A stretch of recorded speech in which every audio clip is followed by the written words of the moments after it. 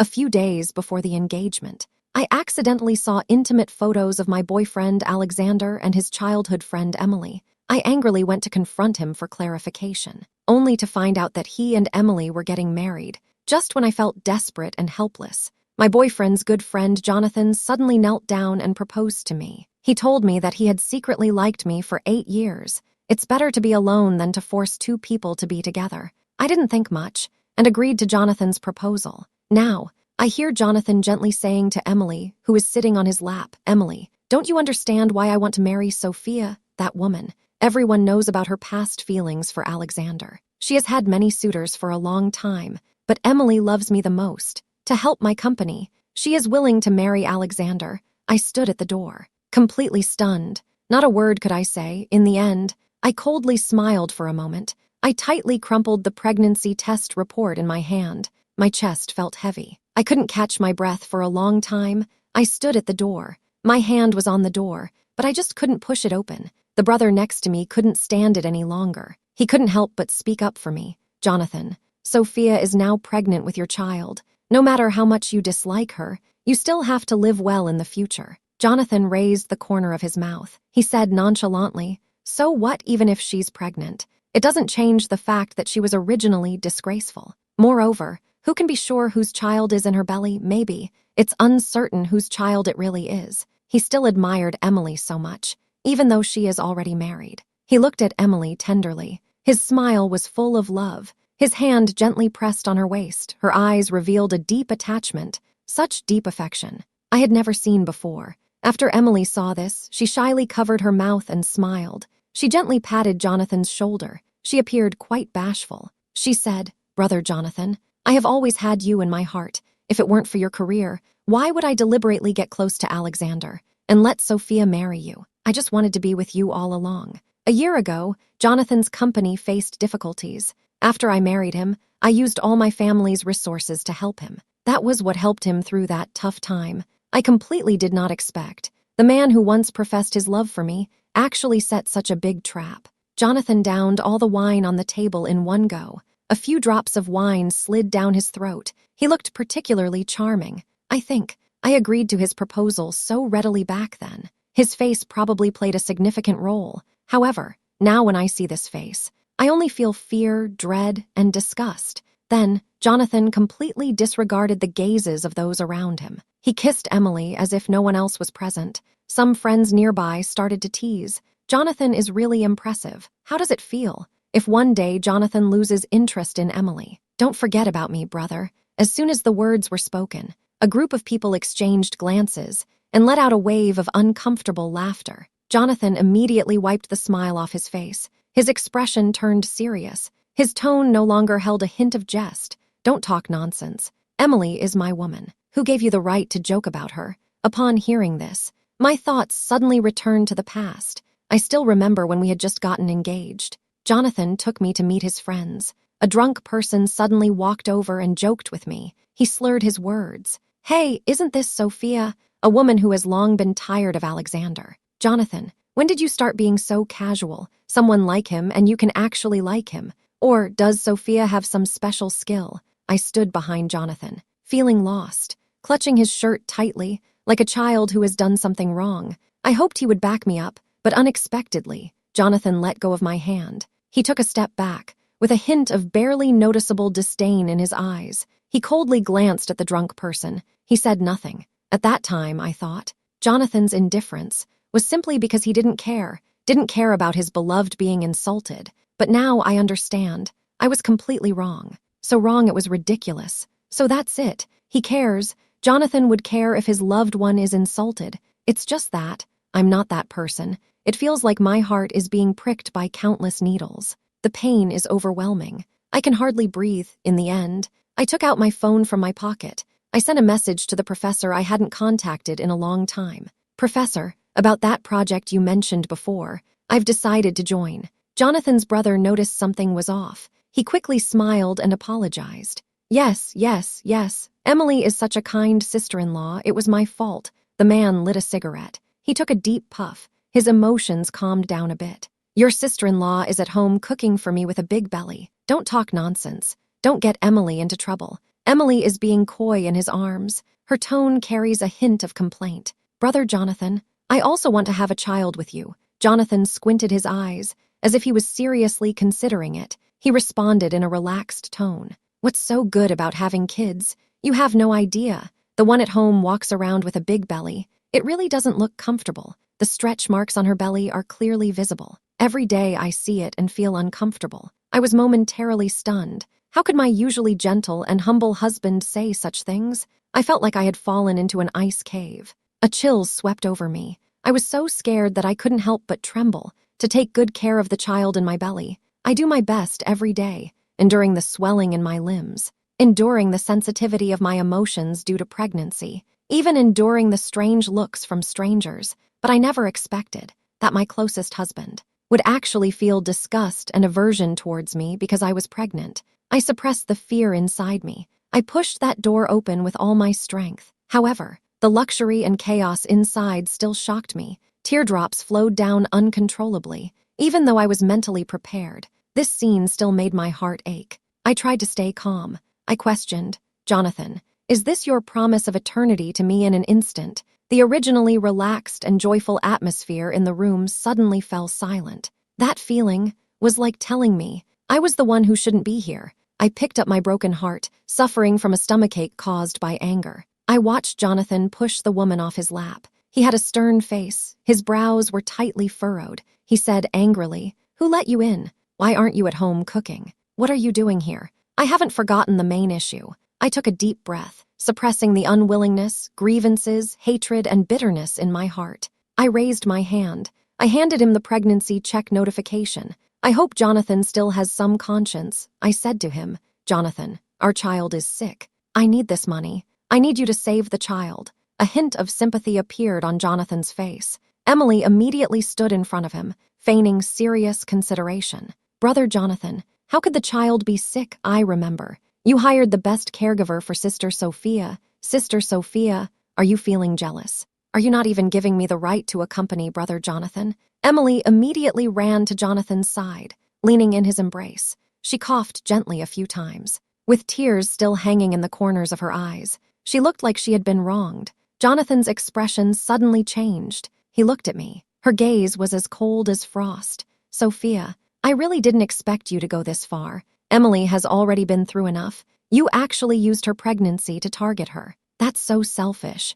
I stepped back in disbelief. I never expected that this year there would be no trust between us as a couple, all because of a few words from Emily. Jonathan denied everything I said without even asking. I never saw this coming. The man who respected me so much before marriage became so ruthless. At that moment, the hospital called. I calmed down. I answered the call. The doctor spoke urgently. Miss Sophia, you should come to the hospital for a thorough checkup as soon as possible, because the baby in your womb is like a ticking time bomb. The situation is very dangerous. Upon hearing this, I couldn't care about my pride. I quickly knelt down and grabbed Jonathan's pant leg. Her eyes are filled with tears. This is my first pregnancy. I really want to keep this child. Jonathan, please, save our child. Is that okay? Jonathan didn't speak. I know he is hesitating. I see a chance. Hurry and plead with him. Jonathan, for the sake of the child I'm carrying for you, promise me. Okay, he was just about to agree,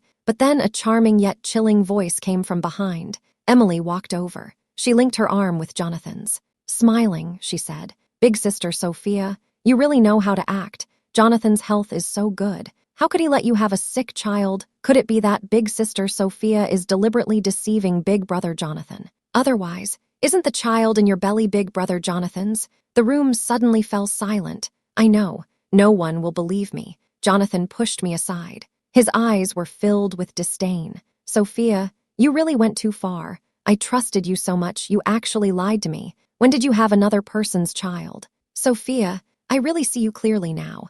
I was knocked down by Jonathan. My palm landed right on the broken bones on the ground. The sharp bones pierced my skin. My forehead also hit the corner of the table heavily. The pain in my heart far exceeded the pain in my stomach. I struggled to prop up my numb body. I looked at Jonathan in disbelief. The man in front of me looked charming, but who would have thought? He appears glamorous, yet inside he is so cold and ruthless. He walked up to me. He lifted my chin with his fingertips. He squinted and said, Sophia, Look at you now. It's really hard to watch. Jealousy can truly drive people insane. But you must remember, Emily is the person I care about the most. You absolutely cannot hurt her. Jonathan has long forgotten when we got married. He once swore that I was his heart's treasure. As he wished, I forced myself to stand up. I lunged at Emily like a mad person, knocking her to the ground. Jonathan was taken aback at first. Then his expression darkened. He questioned me angrily. "Sophia, what are you doing?" I cried, gasping for breath,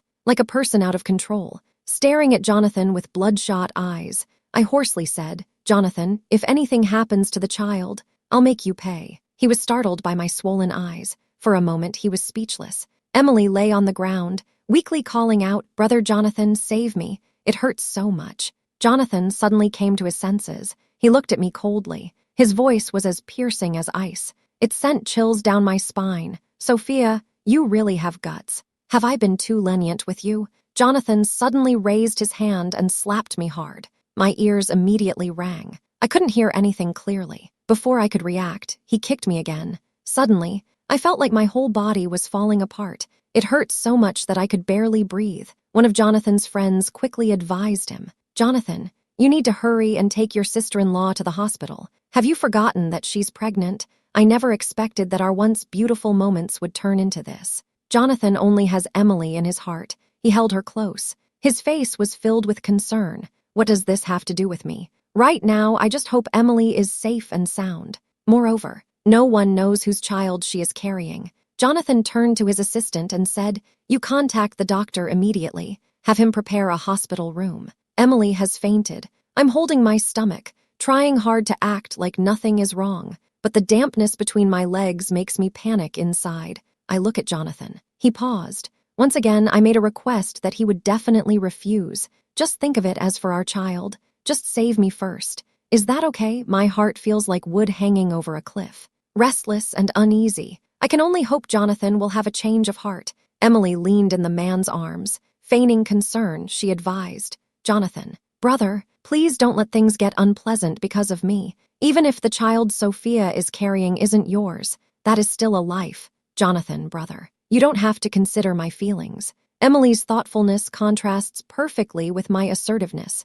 Jonathan had a hint of mockery in his eyes. He appeared utterly unrepentant. He turned around and left without hesitation. He left behind just one sentence. "Sophia, if you continue to weave these baseless lies to deceive me, don't blame me for being rude. I see you're doing well. The baby in your belly must be fine too."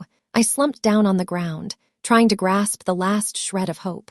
Looking down, I found blood flowing down my leg. In the end, I was still powerless. I panicked and grabbed Jonathan's brother's pant leg. "Please, save me and the baby." "Okay." Before anyone could respond, Jonathan immediately warned, "Anyone who dares to help Sophia today is going against me." At that moment, those who once sympathized with me withdrew their pitying expressions. They became indifferent. The instinct to survive drives me. I don't care about others' opinions. I struggle to reach my phone. I want to call an ambulance myself. Jonathan's brother kicked my phone away first. Jonathan on the other end sounds grim. "Sophia, you can only blame yourself. You're lying through your teeth right now. How could I possibly believe you?" The brother next to me couldn't take it anymore. "Help me plead for mercy." "Jonathan, it seems like sister-in-law really can't take it anymore. She's bleeding underneath her." Jonathan was momentarily stunned. He quickly revealed a fierce expression again. "Sophia, you're really something.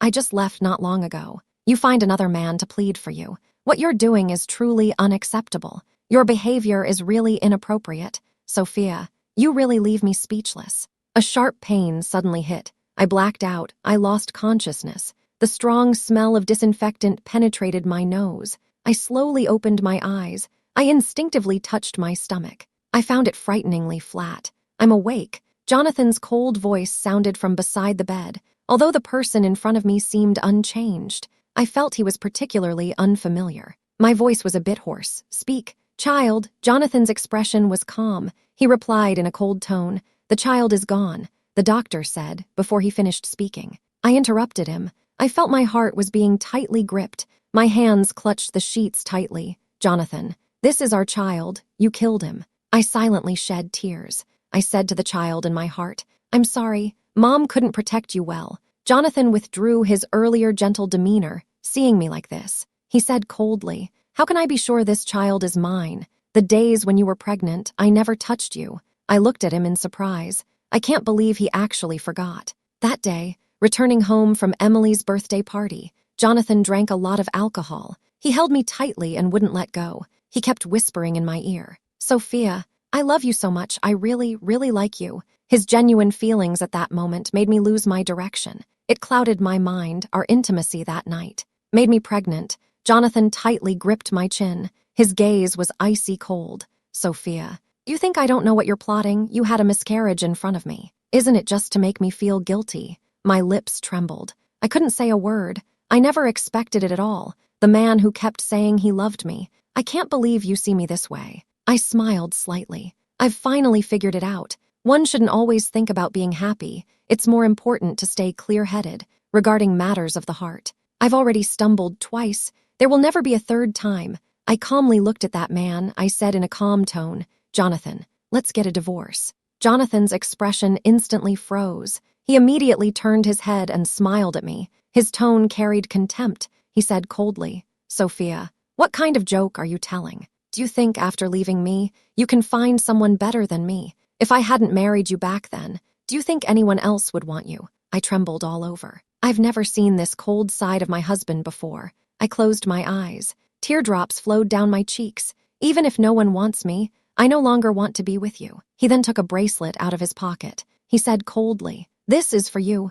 It's a gift for our first wedding anniversary. In the past, when he made me angry, he would always use gifts to appease me. This trick worked every time, and I would forgive him. But now he has done something wrong. I will not forgive him anymore. If it weren't for his reminder, I would have forgotten that today is our first wedding anniversary." I looked at the bracelet with a bitter smile under the light. The inside of the bracelet was engraved with a small letter E. If it were in the past, I would have thought it was custom-made just for me. But now, I clearly know that this E stands for Emily's E, not for my S in Sophia. I suddenly threw the bracelet on the ground. It turns out this so-called anniversary gift is just something Emily discarded to get rid of me. "Jonathan, you really are something. I used to think those were happiness. Now they all seem fake. The man who always said he loved me actually never loved me at all." 1 year ago today was our wedding day. Jonathan knelt on one knee to propose to me. His eyes were filled with sincere love.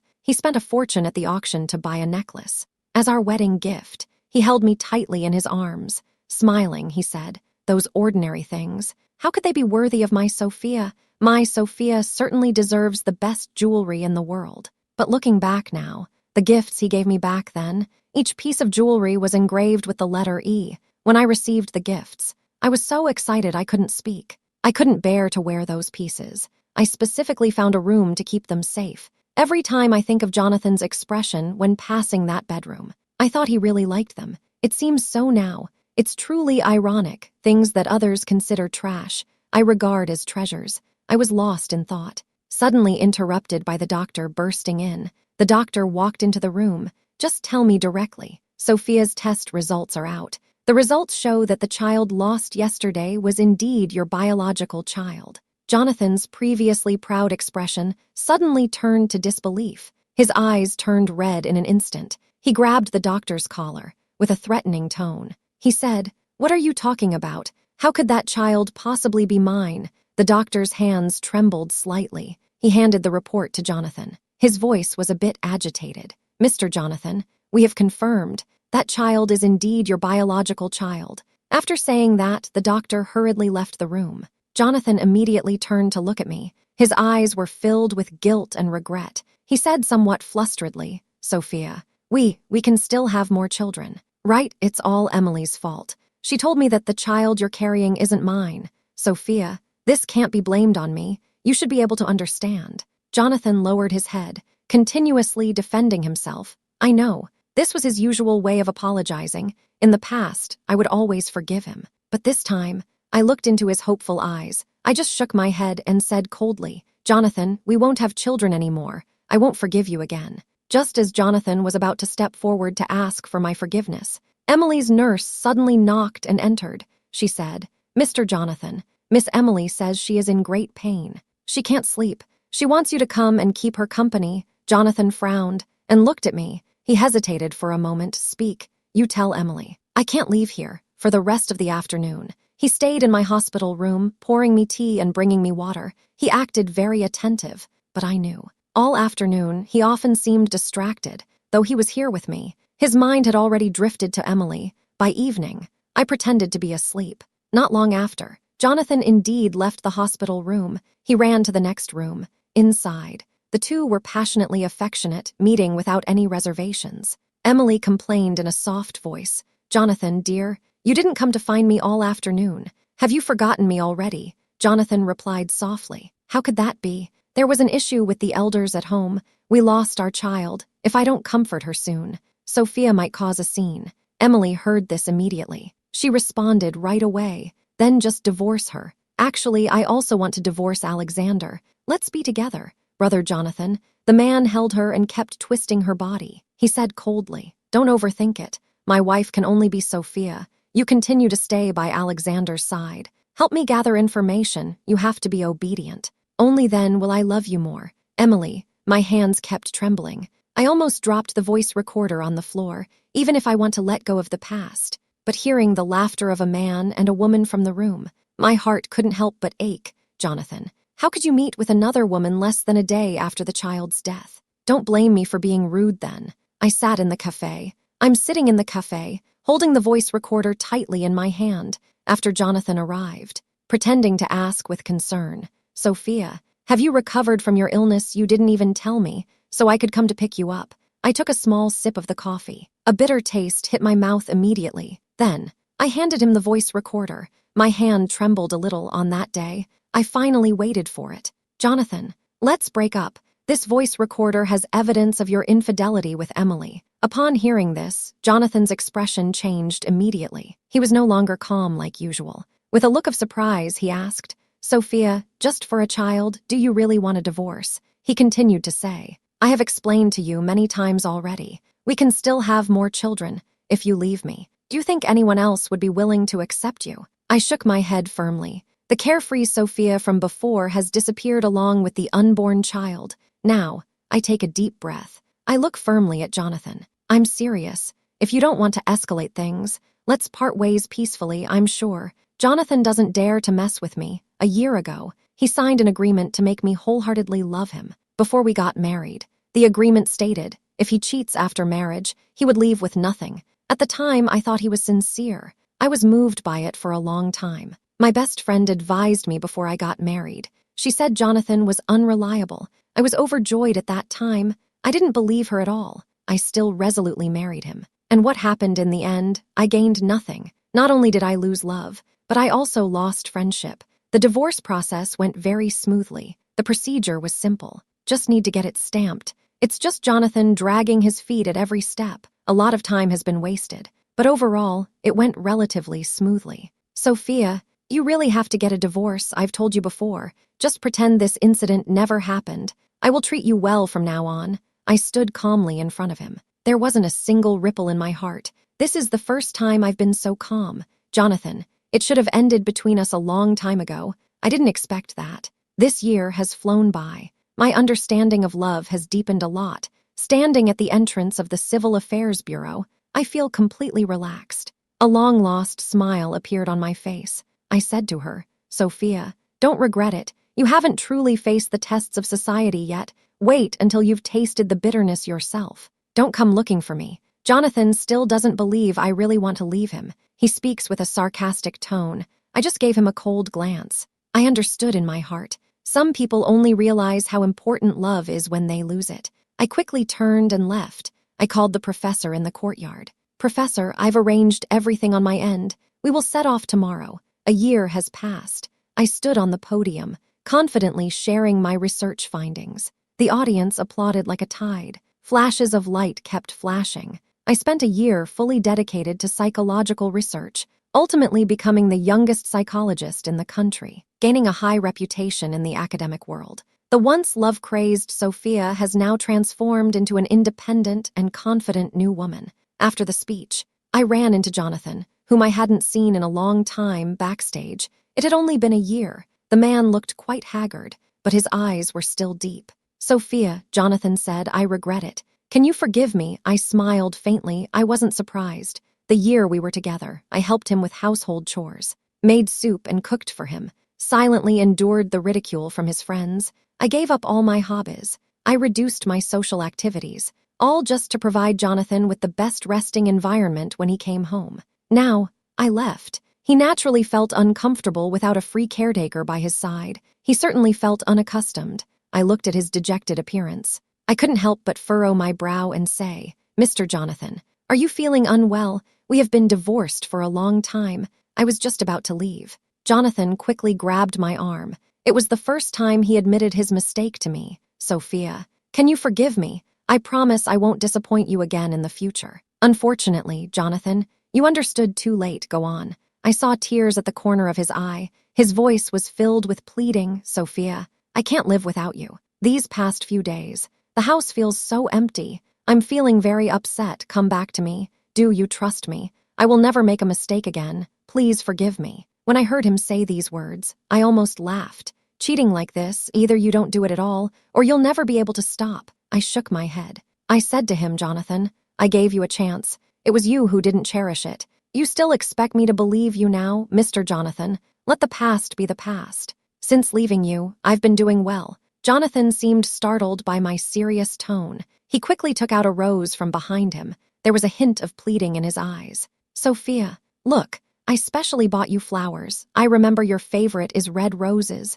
Right, even though I have no feelings for Jonathan seeing this scene. I couldn't help but smile wryly. Red roses are passionate and fiery, but they are my least favorite flowers. He has long forgotten. What I truly like is hydrangeas. On the day of our wedding, Jonathan wanted to surprise me. To make me happy, he bought up all the hydrangeas in the city. He created a unique wedding for me. After marriage, he would bring me a bouquet of hydrangeas home every day after work. But as his company gradually developed, he came home less and less, and he arrived home later and later. Occasionally, when he remembered to bring flowers home, they turned into my least favorite red roses. At that time, I was unclear about Jonathan and Emily's relationship. I only thought he was too busy. I remembered it wrong. That's why I sent the flowers to the wrong person. But now I understand. Those flowers might be ones that Emily didn't want. Others gave me those inconspicuous flowers as trash, but I treated them as treasures. It's truly ironic.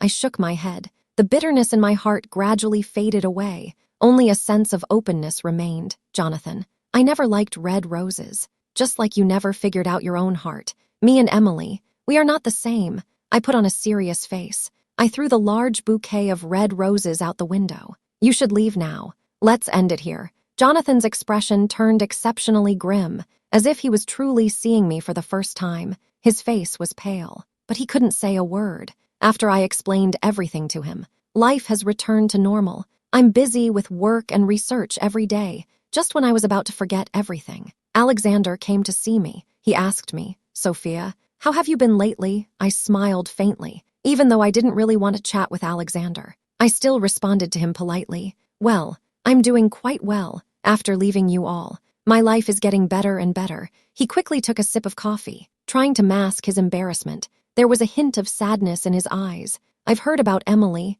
I know everything, Sophia. I heard you got divorced. I quickly interrupted him and said lightly, that's all in the past. Alexander, don't bother me now. Alexander smiled helplessly. He seemed a bit uneasy. He asked, don't you want to talk to me? I don't think we have anything to talk about. I stand up. I pick up my bag and prepare to leave, but Alexander immediately grabs me. He wants to say something. Emily suddenly rushes out from the side. She slaps me hard. She shouts furiously, you shameless person, how could you seduce my husband? I was hit so hard my ears were ringing. I haven't recovered my senses yet. Alexander has already stepped in front of me to protect me. Emily, are you crazy? After Alexander said that, he pushes Emily down to the ground. I'm crazy. Emily starts laughing uncontrollably. One by one, you all come to protect Sophia. Alexander, didn't you say you loved me the most, and Jonathan? Didn't he say he would grow old with me? But now, why is everyone coming to protect this person?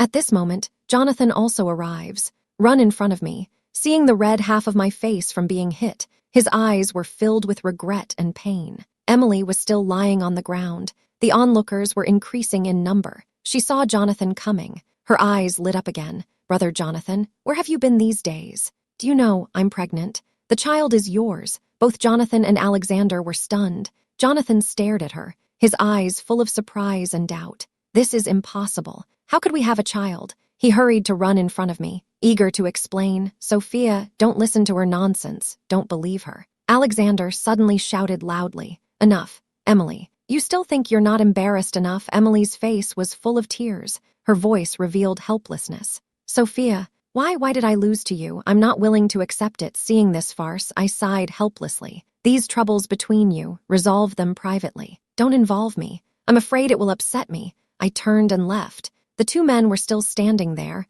They watched her figure grow more distant, slowly realizing, some people once missed can never come back. 5 years have passed. I stand in front of the floor-to-ceiling window, looking at the night view of the city. My phone suddenly vibrated. The assistant sent a message. "Professor Sophia, don't forget the book launch tomorrow at 10 a.m. Don't forget to attend." These 5 years, I'm fully devoted to my career. I've achieved quite a bit in the field of psychology. My recently published book topped the bestseller list immediately, helped many people who have experienced trauma. Sometimes, I also think of those 3 people. After that trip back, Alexander felt too ashamed. He insisted on divorcing Emily. Emily went to find Jonathan while she was pregnant, hoping he would take her in, but she forgot. Jonathan is inherently a cold-hearted person. After marrying Emily, he found ways to make her have an abortion. He also kept tormenting her. Less than a year after the marriage, Emily could no longer bear Jonathan's behavior. She had a mental breakdown and was admitted to a sanatorium. Jonathan developed lung cancer due to long-term alcoholism and smoking in his youth. A year ago, Jonathan's mother even invited me to his funeral. Unfortunately, I was busy with research at the time. I missed that good opportunity. Among those 3 people, the one who developed the best was Alexander. However, Alexander's company eventually went bankrupt due to mismanagement. The man who once thrived in the marketplace is now nowhere to be found. Some say he went abroad. Others say he's living an ordinary life in a small city. I took a sip of red wine to pull my thoughts back. The past disputes and grievances have long ceased to concern me. Now, I am the respected Professor Sophia, a best-selling author, and a role model in the eyes of many. My phone buzzed again. It was a message from my mom. "Sophia, I made your favorite sweet and sour ribs. Come home for dinner tomorrow." My eyes became a bit misty. In these 5 years, I have undergone significant changes. Not only have I achieved success in my career, I have also found love and friendship again. I replied, "Okay, I will definitely go home tomorrow. Please believe me, the darkness will eventually pass. Light will surely come. You deserve to be loved. You also deserve to be happy." Yes, I have finally walked out of that gloom. I have welcomed the light that belongs to me.